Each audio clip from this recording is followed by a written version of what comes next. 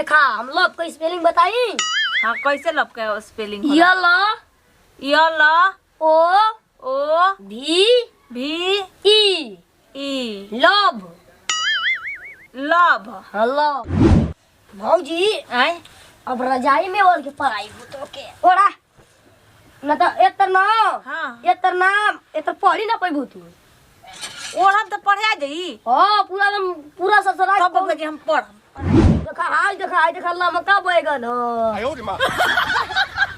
अरे अन्हार में लौकत नहीं के। अरे देखा नहीं मैं देखा गोलका बैगन जो से जहाज जो से झंडा। तू देवर हड़ कि दोगला हड़ आय मतलब देवर की गरिया वाला दोगला दोगला ना हड़ त का हड़ हम तो ना जानत रही कहीं मास्टर हइए पढ़ावे लसन एती ओढ़ाई के। अब मान तई के ठीक बटुए मास्टर तू ना हड़ त देवरे हड़ जब पढ़ावत त मास्टरे न कहइबो आय तो मास्टर जाने लो ना हर चीज का मास्टर हूं हमरा के पढ़ावत हड़ के पटावत हड़ आय अका दोगला करी लियो हम देखा तू हाथ में विद्या माई के ले ले ही ओ म हम तो के मार लीला थोड़ ना रहनी है पढ़ाई तो रहनी है तो हई ओढ़ा के हम पढ़ब। अरे बताई काहे के तू गौड़ा होत रहनी हां हां मार सी तो हरी गिरत हियो मार ठंडा लगत हो आ जब मार दी ठंडी तो मार खिचूर के एक जगह बज ए देवर जी तनी उ चावल ले ले तब तो करे लगबो दादा बार-बार ओढ़ाओ तो इतना मौका ये ओढ़ के सुतल राती में कोनो कांड कइले बांग।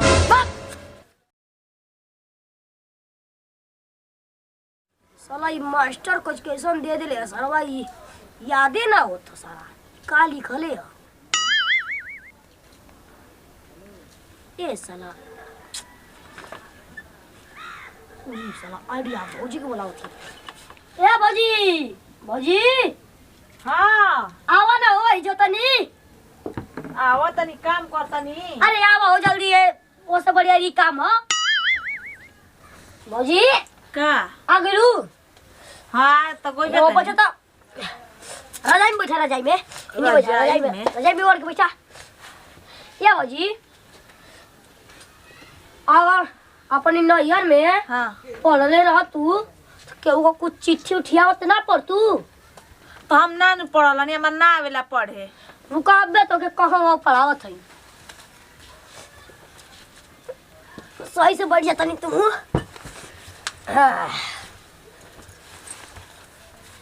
का पढ़ाई में कौआ खरा दिखाई में देले हो दम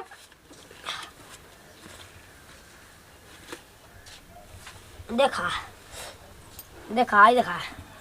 क ऐसे ना पढ़ पाई हां ऐसे पढ़ लेबो कौआ को हमर कौआ कह ना कहे बोला कौआ को अरे आई आई ना लोग तो बोला कौआ ख अरे हई पहले हई कुल पढ़ावल जरा त थोड़ा बहुत जानतनी ये भी सीधी ना। हाँ क से कबूतर। अरे ऐसे ना ऐजा से पढ़ा ऐजा से कौआ को कौआ क खरा को खरा क। अरे देखा हम लोग को स्पेलिंग बताई। हां कैसे लब का स्पेलिंग य ल ओ भी ई लव। लव हाँ लव। अच्छा और ओकरा आगे ओकरा आगे लव के आगे प्यार होला। का पढ़ाओ तो ना पढ़ रहती तबे न अब का जाने सही से पढ़ाओ तनी बबुआ जी। और तो मतलब हम गधा ही लौकत हई ना ना पढ़ाई हाँ। हमरा पढ़ल नहीं की तनी हमहू चाहतनी त तनी पढ़े आ जाओ दू अक्षर। हाँ देखा अगर ते अबे कहीं चल गेली परीक्षा उठा देवे तो केहू कह देलो हां तो अबे जइबू तो सब कर मुंह ना तकबू ना पढ़ाई हमरा के पढ़ाई में मन लगा के पढ़म। हाँ अब है के कौआ खरा के अकेले पढ़ के दिखावा तो ससुरा के दम हमरा ना पढ़े आवेला। क्या उतर पढ़ दूँ तो हम जाना बहुत पढ़ ले ना लू। ना हमरा ना पढ़े आवेला। अच्छा तो गिनती पढ़ ले लू 1 2 कि तभियो कुछ काम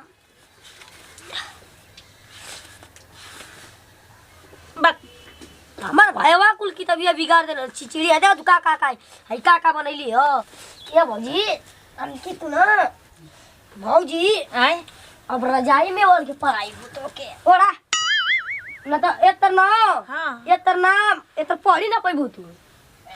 ओढ़म तो पढ़ा जाई हां पूरा ससुराल तब बजे हम पढ़ाई हाँ, चला तोके कौआ खरा एबीसीडी कुल पढ़ा दी हाँ पढ़ाई तू का अरे वैसे ना जी नहीं तबे तो ठीक रही अरे दम घुटा तटवे बोला कौआ को देखा लमका बैगन हो अरे अन्हार में लौकत नहीं के अरे देखा नहीं मैं देखा गोलका बैगन हो अजी जी देखी उका अरे कहे के गोलका गोभी हो अजी देखी उका कहे के आय देखा का मुंह से मछली अरे कहाँ भागत हो अरे बाप और दम घुटत अंदर में दादा तो के औरी घुटत था ओला ओला हम ना इसे पढ़ाई पढ़ लनिया हां त आज पढ़ लेबू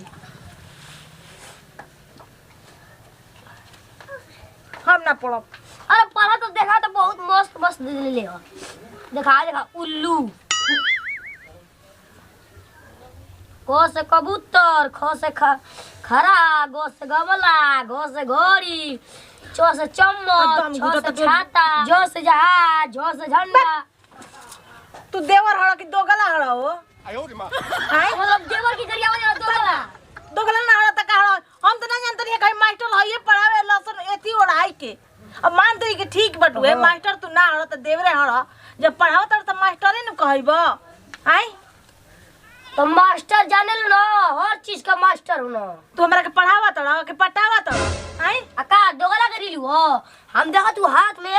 विद्या माई के ले ले ही आ ओमा हम तो के मार लीला थोड़ ना रहनी है पढ़ाओ तो तरह नहीं है तो हई ओढ़ा के हम पढ़ब और आके जल्दी बगल सीट दे लू मैं चुप रहा हम ना पढ़ब दोगला कहीं का अरे बताई काहे के तो के उड़ावत रहनी हां हां मार सी तो हरी गिरत हो मार ठंडा लगत हो आ जब मार दी ठंडी तो मार खिचूर के एक गिलाई बज ए देवर जी तनी उ चावल ले ले तब तो करे लगबू अच्छा तना हमरा के मुहा तनी हां यही से तो कहनी कि राजी का ओढ़ के पढ़ाई तो ठीक पड़ी तो के ना बबुआ जी हम ना जानत रहनी नहीं तो मार दोगल आई तो पटावत हो तू हमके